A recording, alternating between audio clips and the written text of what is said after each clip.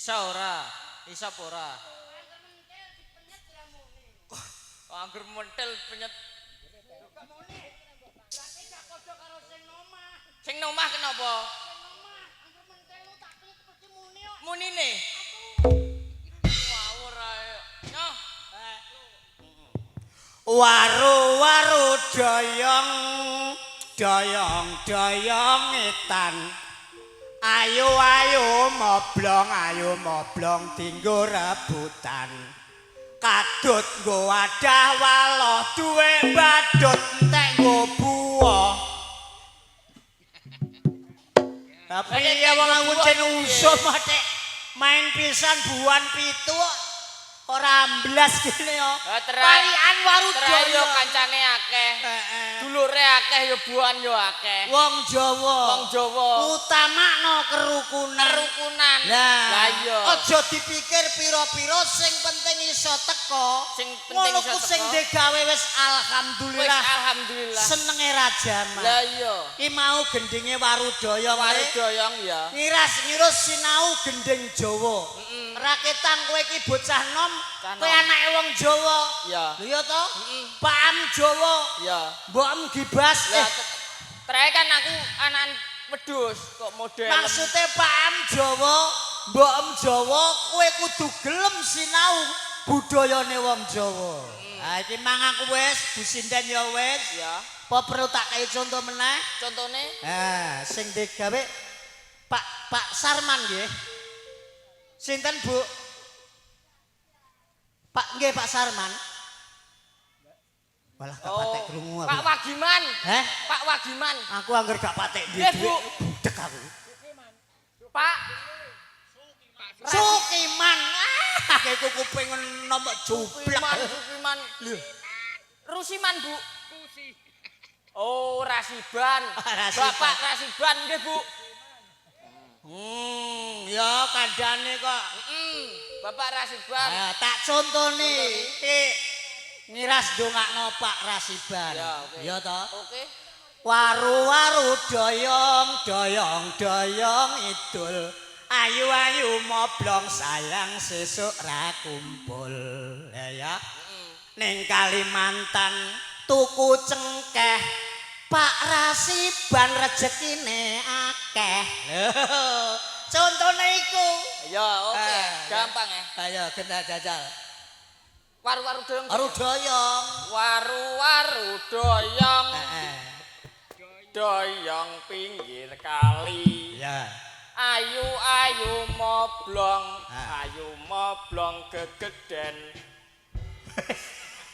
Kejangin jeplak. Kowe iki tak kon ndongakno sing nanggap kok malah waru doyong lho. Kowe cera muter niki dirungono sik, pae dirungono. Waru-waru doyong ngalor. Ayu-ayu moblong sesuk wis ora awor. Ya to? Ning Kalimantan tuku klambi. Muga Pak Rasiban ndang dijo tuku sapi. Lho, contone iku. Ayu urung ayu wae. Waru-waru doyong idul ngono. Ayu-ayu moblong sesuk ra kumpul. Ning Kalimantan. Aja Kalimantan Kalimantan wis kekku kok. Kalimantan lho. Wis kekku kok. Liyane Kalimantan wis nggonku kok mbok. Beda. Dagelane kudu sing kreatif. Lho. Oh, Pak Rakiban. Pak sinten? Pak Rakiban. Cewengklong 50, Bu. Kekno aku. Cewengklong 50, Bu, kekno aku. Nyente moras aku ape nyawer malah ape nyengklong. Rakiban kok iso. Lah iya Rakiban. Ayo enak ngono dibaleni. Dibaleni Pak Rakiban. Mau diralat. Saiki ganti Pak Rakiban. Pak Rakiban. Aku kok kowe. Ya kowe no Mang Bar aku. Aja Kalimantan. Kalimantan gak oleh. Aja wis nggonku dagelane kudu kreatif. Oke. Ya golek paitan sing liya. Tuku ketan. Tuku ketan oleh. Waru doyong urung mbok sebut iso tuku ketan. Waru doyong terus ya. Nane. Waru-waru doyong. Ya. Doyong. Ayu moblong gegeden bokong. Udunen iki. Rakiban, Pak Rakiban. Tuku ketan. Ditotol pitik. Pak Rakiban njaluk duit. Yo, Pak. Kowe aja sini-sini aku lho. Kowe aja sini-sini aku. Sini kenapa? Lah dek tuku ketan totol pitik. Pak Rakiban njaluk dhuwit. Ku nek dikeki 50 selawenan ya. Kok model Kowe aja padak-padakno. padak-padakno kenapa? Nek cah wedok-wedok ngono wis karuan, paribasan watuk ngono dhuwit teko. Kok lho kok iso? Mlaku kesandung ana saweran, kowe cah lanang kok beda. Lah bedane piye? Lho wong wedoke paribasane nggodhok lontong genine kompor. Apa iku, Pak? Obahe bokong kena nggo tuku montor. Lho, ku nek wong wedok Lah, cah nek cah wedok-wedok. lanang? Alah. Cah lanang wis beda. Cah lanang? Ah, wong lanang wong wedok, tak wong lanang Ya, nggodhok lontong dok lontong. genine kerdus. Apa iku? Obahe bokong Bae bokong. kelangan wedhus. Nek wong Lah kok lanang. bae bokong iso tuku apa? Ayo kena nggo tuku montor. Cah wedok kok padakno wong lanang. Cah wedok lho paribasane. Nek. Kene iki semen 5 sak Yo. teko dhewe. Mangsak teko dhewe. Lho iya nek wong wedok. Iwo, Lah yo. terus nek Cis. pasir sakrit teko dhewe. Pasir Sari. Heeh, ngono iki ngene. Cis. Omah 7 mujur dadi. Lho, iki nek cah wedok. Kok iso ya? Kandhane Nek cah lanang lanang ini paling alah ngene iki selawe. selawe. Kok ngene balik ngene, selawe. Dinggo ngene kelangan cempe. Iku iso. Iku mang Pak Rakiban panjenengane sing wis nimbali Trimanggala budaya ning ben ora beno kasih ben iso adil. Saiki Burakiban. Aja ngantek kleru saiki jenenge sapa mau. Mosok burakiban. Ayo ana mesti nek Burakiban iki kan sebutane umum, tapi nek jenenge mesti duwe dhewe.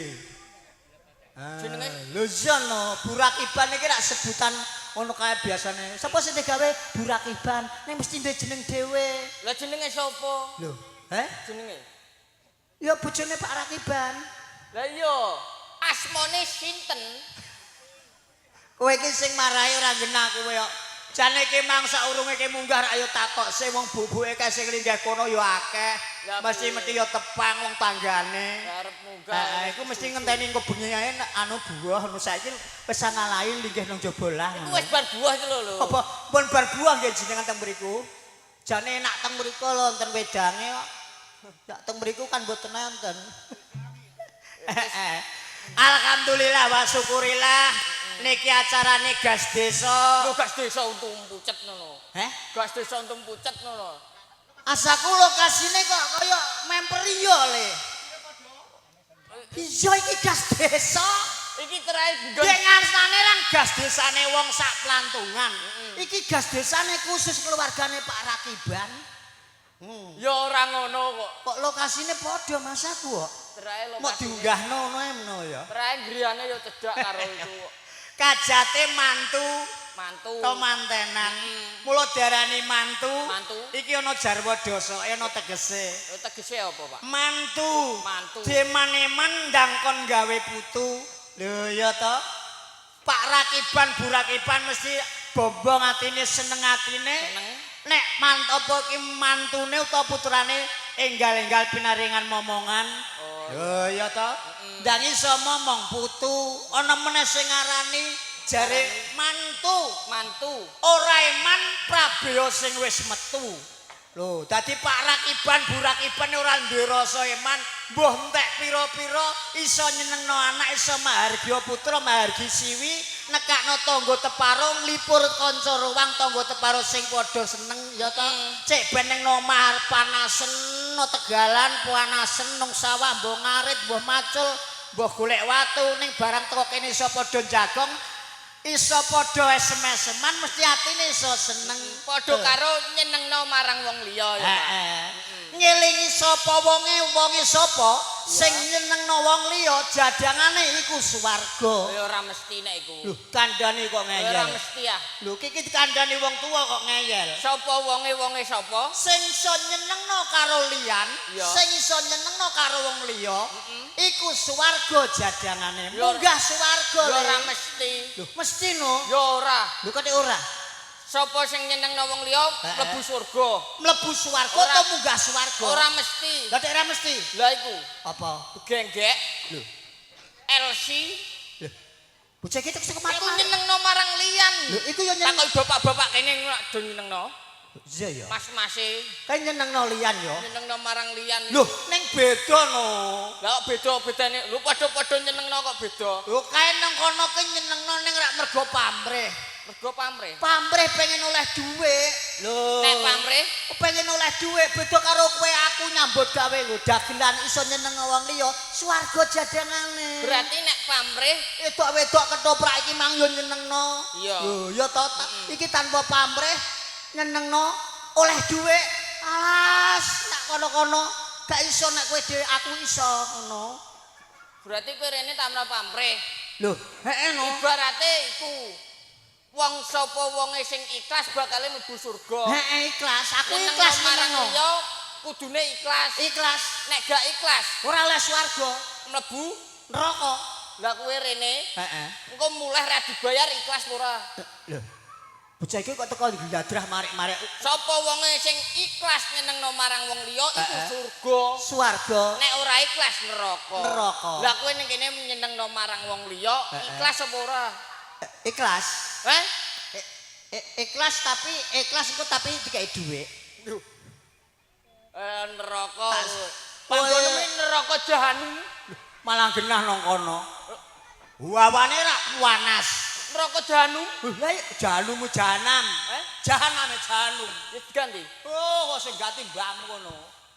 Nang Kowe kono naik nang kono hawane panas. iya kenapa? Wah, genah. Genahe lho. Panjak-panjak genah. Panjak-panjak sing do mlete-mlete. Kenapa? Nek nggawa rokok apa kae lali gak nggo korek, ape njaluk geni aku ning neraka gak tak kei.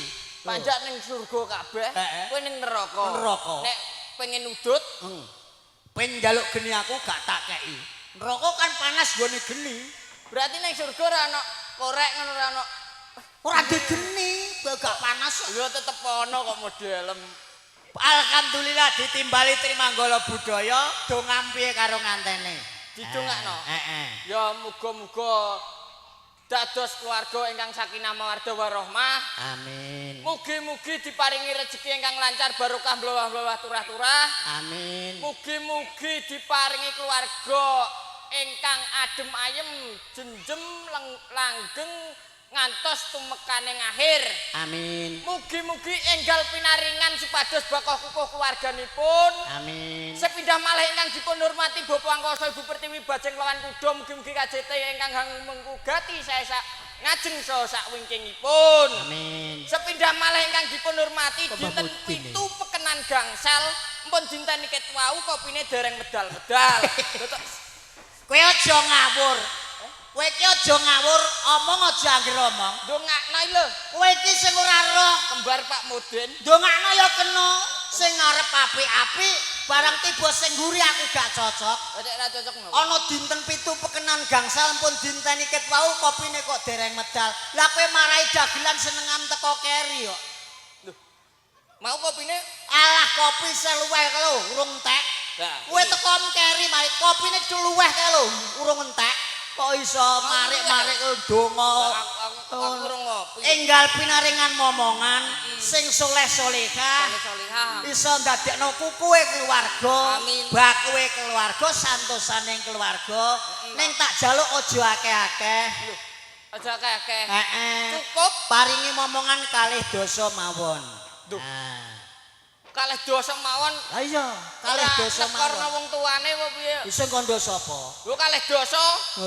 Kalih dosa. Wong 10 ae wis akeh lho kok kalih dosa. Kalih dosa iku pira? Kalih dosa ya 20, 20, Salah. 20 likur. Kleru. Kalih dosa iki 20 nek kanggone bocah sekolah. Lho kalih dosa ya mesti 20 bahasa Indonesiane. Iku rek cah sekolah. Berarti Nek dagelan kalih dosa iku ora 20. Kalih dosa kalih mawon supados boten rekoso. Lho. kalih dosa. Kalih dosa kalih mawon supados boten rekoso. Ah, ya to. Melu program keluarga bercelana. Keluarga berencana. Ah, mbok rencanakno tilik-tilik ning nek pakane ra gelem celanan Nandra. Pecitat-pecitit Ya ora iki. ngono kok iso. Lah ya. Lho. Lho. Gar saiki. Gar saiki. Aku ora melok-melok iki. Iki tumbane Mick Jagger iki. Sik Pak. Nuwun sewu Bu. Mboten niku aku guyon nggih Bu. Jenengan kok keluarane Mick Jagger. Mboten. Saestu guyon Bu nggih. Nanggap kowe ya. Wah, nuwun sewu derek pitepangan nek Pak Rakiban mau pun leres. Dan jenengan Bu sinten asmane? Oh, Makna. Makna. Nggih, rencangan Bu Ciplis nggih. Makna. Pokoke angger di mamak sesuai yang genah. Lha iki nangkane genah. Ngaten nggih. Nggih, oh nggih sedika dawuh. Wet Kepengen nanggap ketoprak ketekan. alhamdulillah Bu. Oh nggih niki mugi-mugi jenengan sabadanipun nanggap trimanggala budaya pinaringan bagas waras lancar rezekinipun Amin. pinangan umur panjang ingkang barokah. Amin. Amin. Nggih saged momong ngungkuli anak putu. Kula sing nembang kali anak kula. Nggih Adik sitok, Adik mek sitok. Nggih. Loro. Loro. Oh loro. Asaku aku tok le. Nggih lho sindene dereng. Lah panjake 11, Bu. Panjake 11. 50 kali 11 piro? Enjing-enjing pokoke dibaral brek. Oh nggih, brek apa iki? Brek karton. Ya nggih. Mangga Kodan kuning. Bubuk asmara. Dipun bawani napa langsung mawon? Langsung mawon. Nggih. Nggih nika dipun lajengaken diterusi kalih garwanipun Pak Sukono. Nyuwun donganipun mugi-mugi saged lancar malih kados wingi Bu nggih. Nggih nyuwun dongane. Bunah nggih Makna. Nggih nyuwun dongane Makna le muga-muga diparingi lancar kaya mbiyen nalikane Bu. Ajeng Bu. Nggih mengke tindaduke saged nggih. Monggo.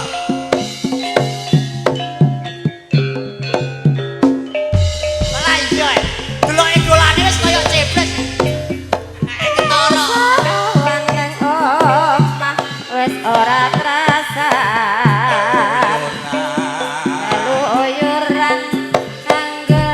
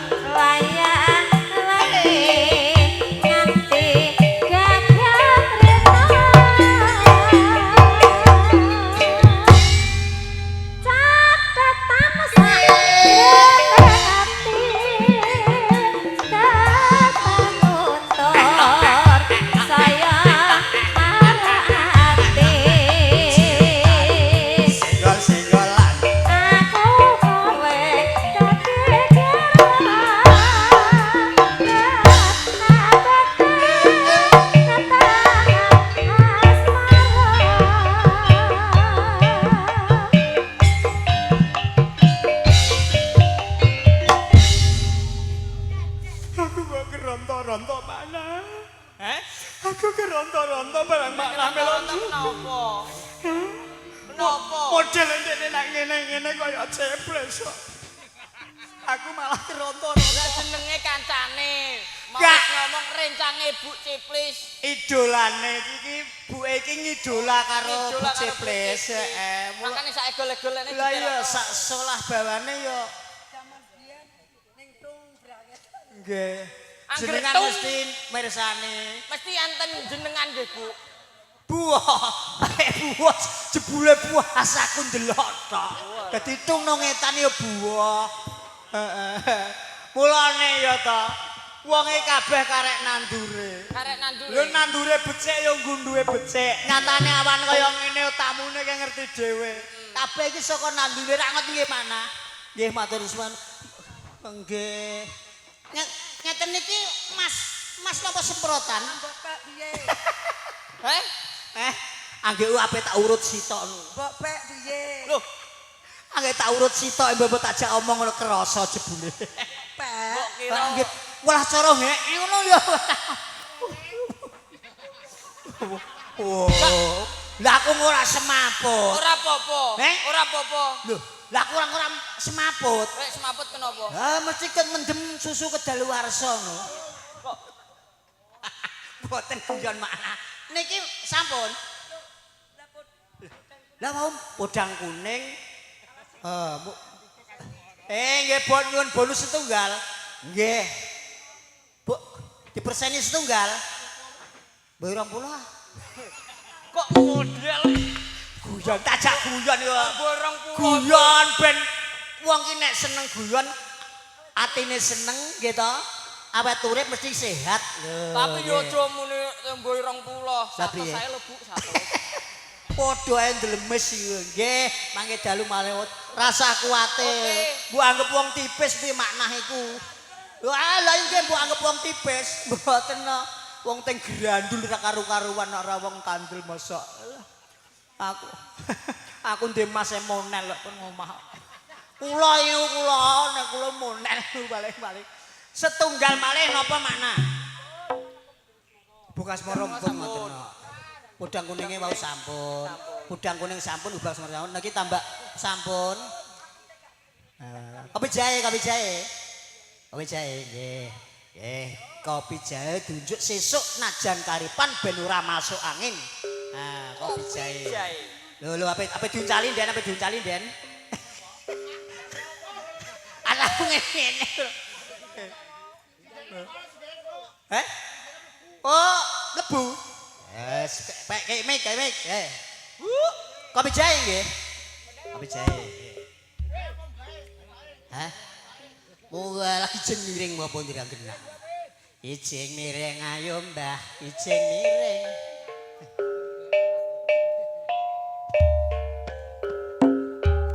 Sehat mana?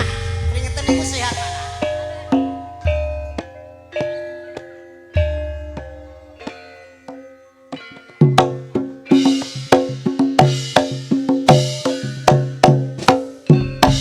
Lah yo priye dene makin dangdut Pak dene iki.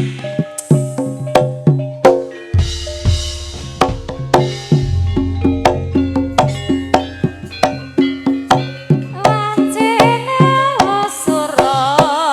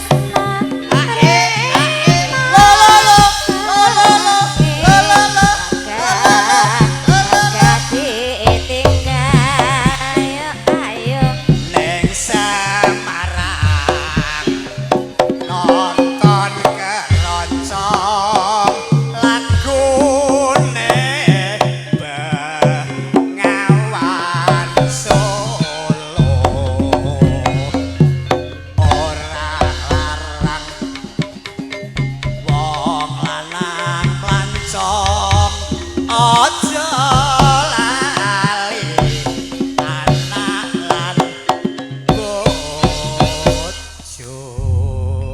Nggih. Matur nuwun makna matur nuwun. Matur suwun ya Pak Kemet. Nggih. Monggo mengke dalu malih makna nggih.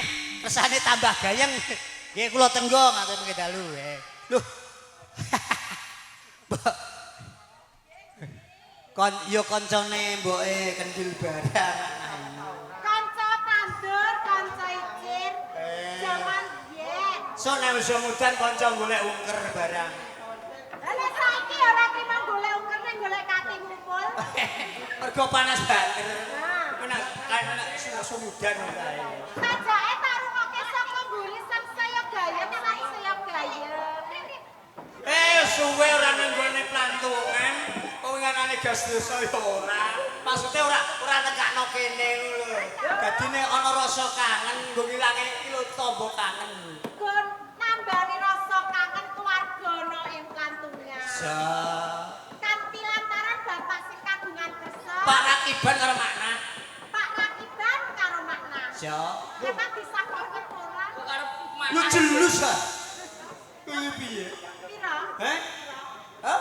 Ora kadon? Kudu jalan. Kene aku jalan bagian. Iya. Beres wis. Mek, Apa? iki mau gawe teso nganti sore ponakanmu rong ana mulih. Lah mak angon wedhus e.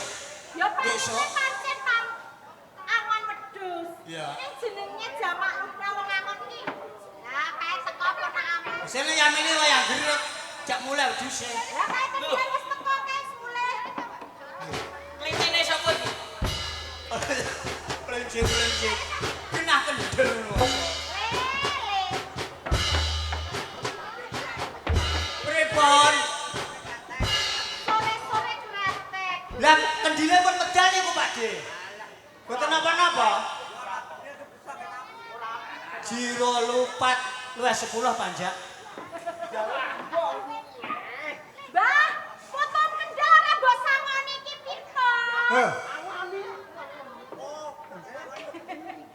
Bungi. Kalau disangoni mbok Kuwi gawe. Eh? Pak Rakiban. Lah iya. Ini wis gak kendil. Kretek yo raketan pira-pira iki. Ya sing Kagungan kersa. sing bayari awak dhewe sing digawe yo diaturi. Masalah lakon gak tutup apa-apa. Sing penting tak lho. Jenenge sing kagungan Lah. kersa to sing duwe gawe. Legane Pak Rakiban ya. Kretek. Ji. Yo. Kretek tunggae apa mau? Heh? Kretek tunggae. Wis kretek lho. Kretek napa, Pak? Sore-sore kretek. Sore-sore. Oh, luwe 10 sinden. Panjake kok tak kaini dhewe. Ha. Yo. Berarti 5 to jiro lupat. Sinden 10 pas. Ya. Sore-sore. Ya. Sore-sore kretek. Ha, nggih. Ha, Dan. Nah, Dan. Jalukane Pak Rakiban, Dan. Ora kena ditolak iki.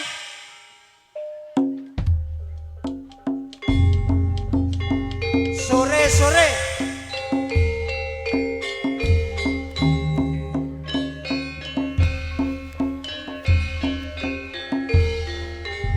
Joget.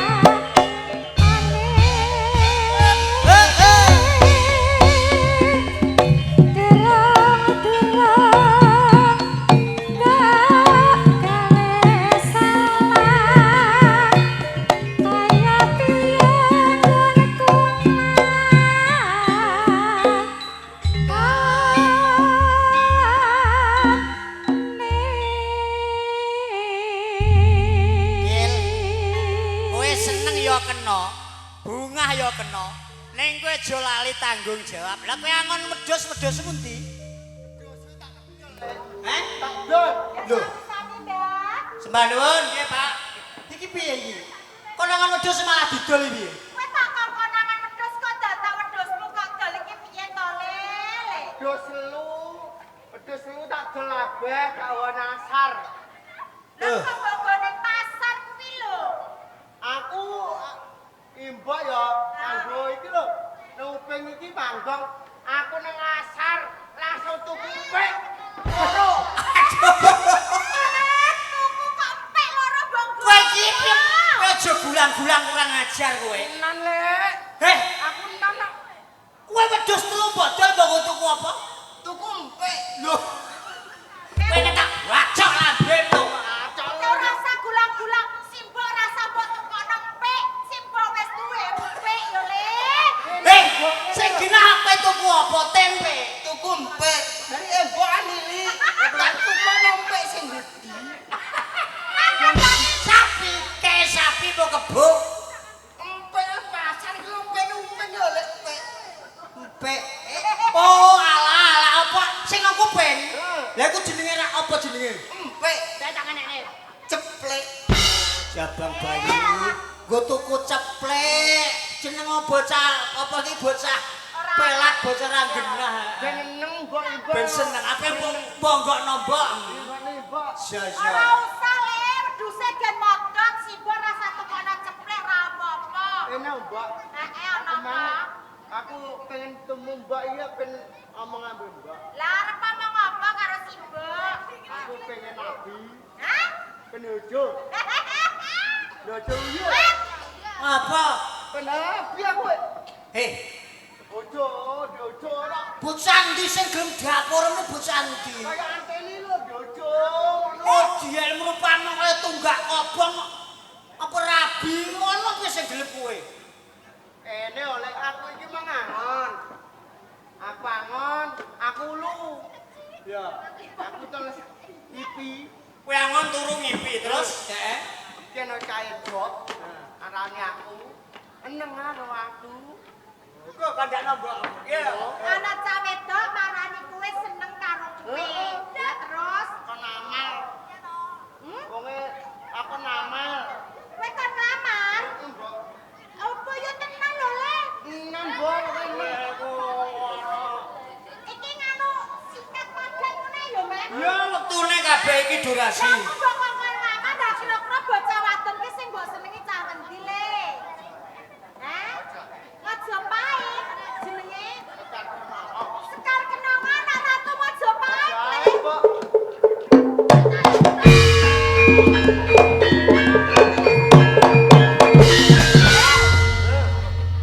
Pengen rabi yo rabi. Nek sing mbok seneng iki wong wadon sing ora lumrah lho, Le. Kok ngomong iya, Mbok? Tegese ora lumrah iki Sekar Kenongan ki anake ratu. Kowe ki anake rondo, anake wong ora duwe.